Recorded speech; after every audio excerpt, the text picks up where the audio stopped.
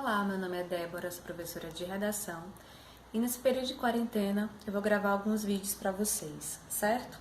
Bom, basicamente o vídeo vai ser sobre algumas dicas e na metade dele eu vou analisar com vocês uma redação que estaria perfeita para poder receber a pontuação máxima em algum exame de vestibular, em especial o Enem.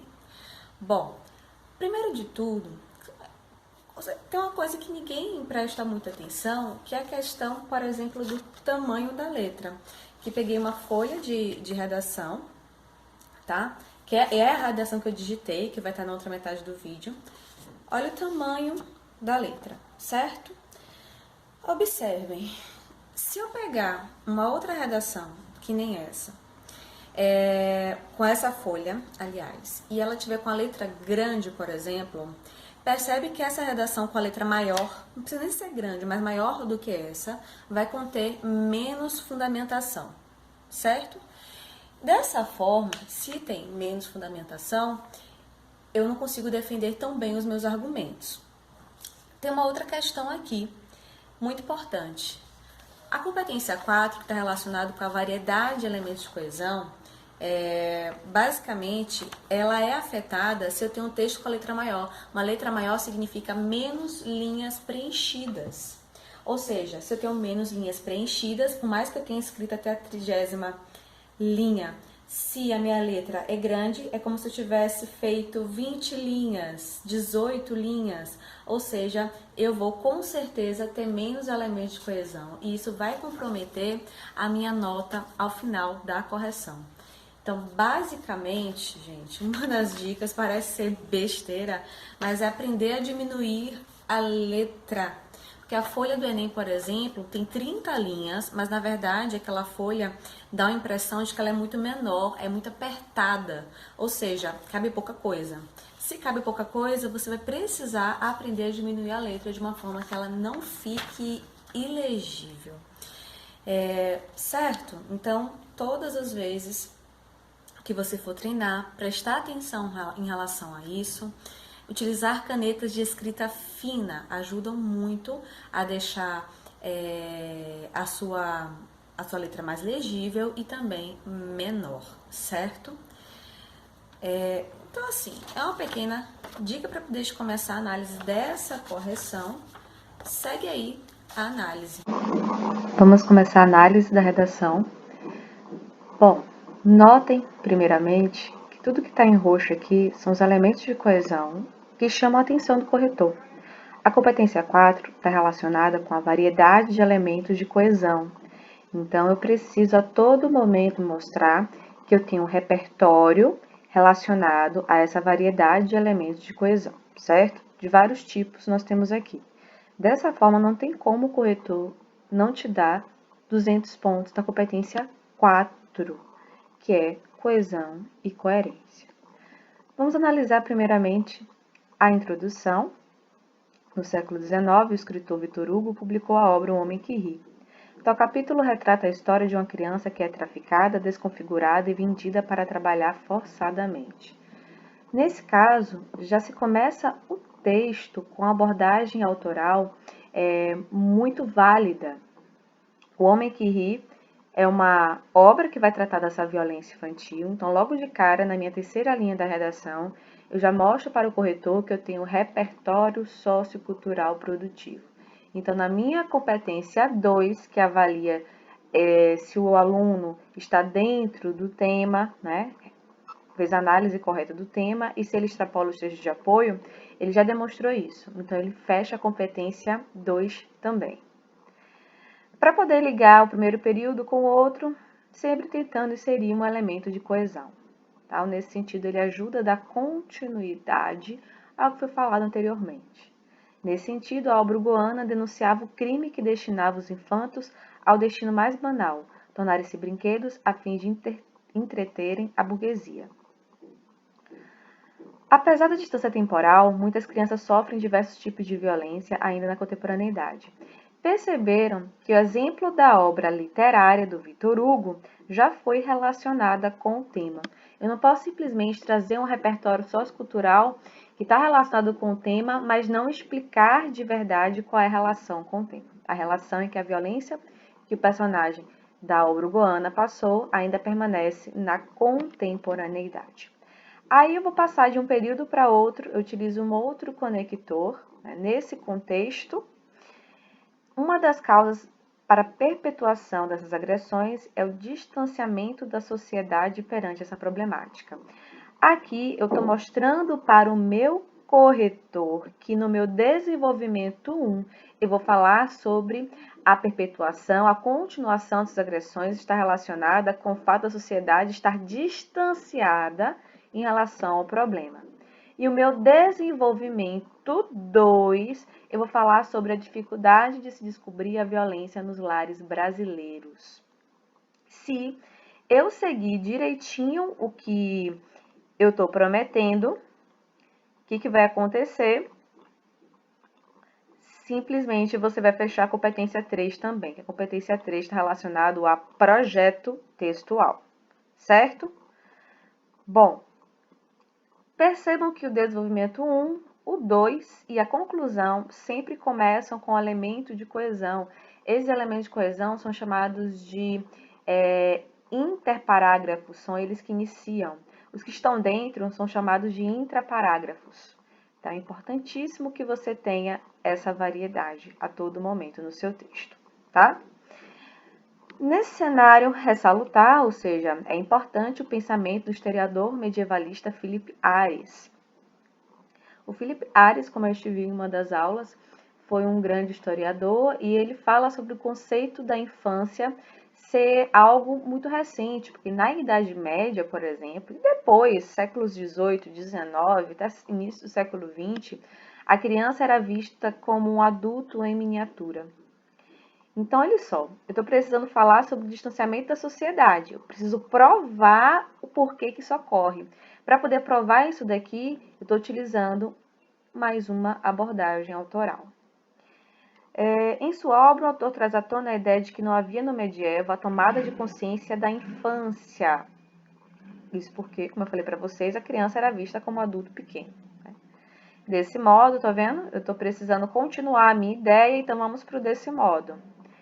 Nesse cenário, estão vendo que está também tendo uma ligação com o desenvolvimento 1. É uma continuação, mais ou menos. Desse modo, os infantos eram considerados adultos em miniatura e, por conseguinte, estariam bem longe de alcançar o que é preconizado pelo ECA, a proteção à infância, ao lazer, à educação, à alimentação. Ou seja, o que é que se está provando aqui? Se as pessoas, até hoje, têm um pensamento similar ao retratado pelo medievalista Philippe Ares, a violência infantil, ela permanece porque há um distanciamento da sociedade em relação a essas crianças. No entanto, apesar de o Estatuto possuir 29 anos de atuação, a sociedade a qual rodeia a criança em situação de vulnerabilidade de trabalho se desabilitou a enxergá-la como alguém que está em risco. É a questão de você enxergar a criança como adulto, assim como na Idade Média e séculos posteriores também. Né? Desse modo, um vendedor mirim de balas não mobiliza o chamado ao conselho tutelar. Afinal, no imaginário coletivo, aquele ser das ruas foi adultizado. Olha só, muitas pessoas nas ruas realmente não conseguem enxergar aquele vendedor de balas, aquela criança, como uma criança. É mais fácil, muitas vezes, enxergar como adulto. Afinal, você não precisa agir, né?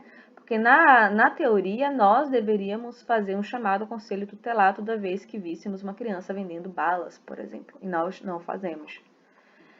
Bom, então aqui o D1, ele está, sim, ligado ao que a introdução prometeu abordar, que foi isso daqui, certo? A culpa do distanciamento é essa ideia de que as crianças que sofrem violência não são crianças. Então, isso pode justificar a permanência, a persistência da violência infantil.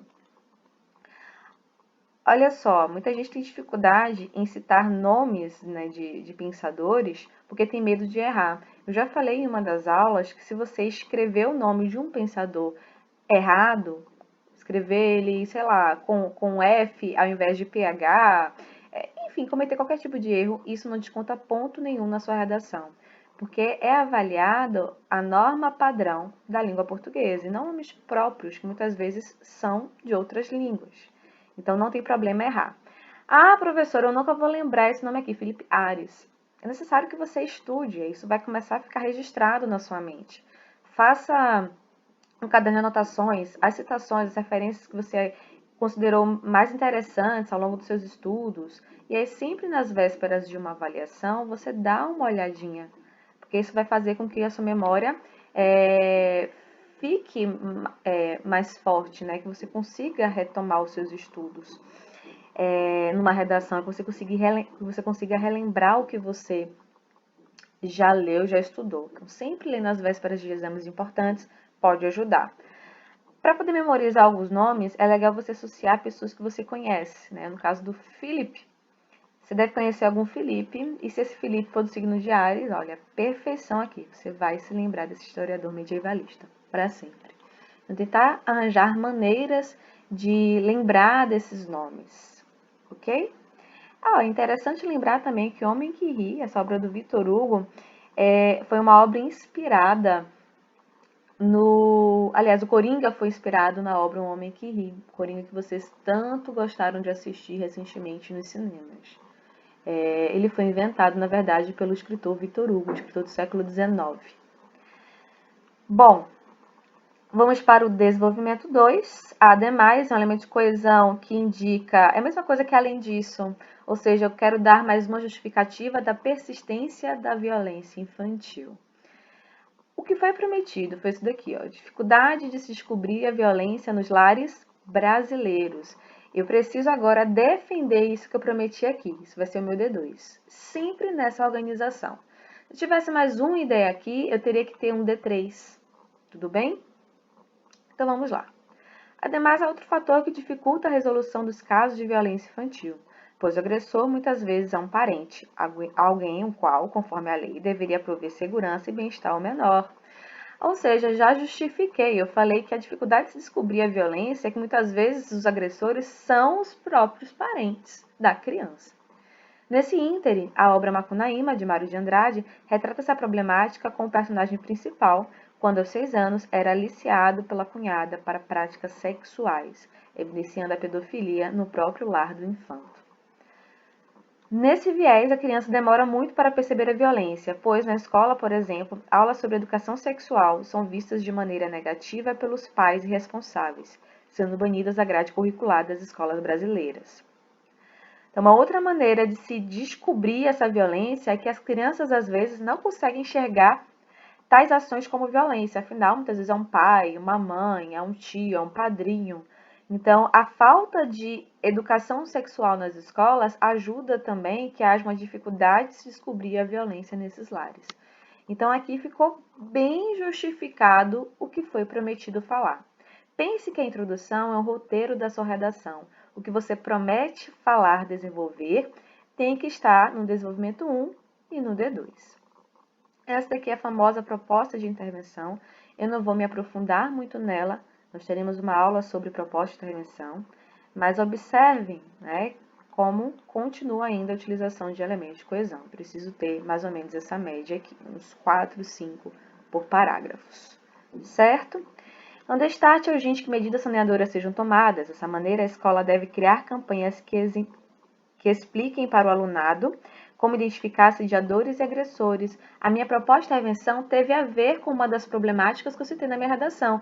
Não pode ser proposta de intervenção que não tenha a ver com nada que eu falei. Tem que ter uma lógica. Isso deverá ocorrer por meio de projetos de contação de histórias, os quais, por exemplo, utilizem a releitura de contos famosos. Dessa forma, os discentes, nos anos iniciais da escola, saberiam a quem recorrer em casos de agressões. Se eu fiz essa organização aqui, ó, direitinho, minha proposta de intervenção também tem a ver com uma das problemáticas que eu trouxe, eu fiz o projeto textual certinho, ou seja, a competência 3 da redação Enem também fechou. Tirou nota máxima estudante, tá bom? Então, gente, por hoje é só. Se eu continuar falando, o vídeo vai ficar enorme e vocês nunca mais vão querer me assistir. É isso aí, até a próxima.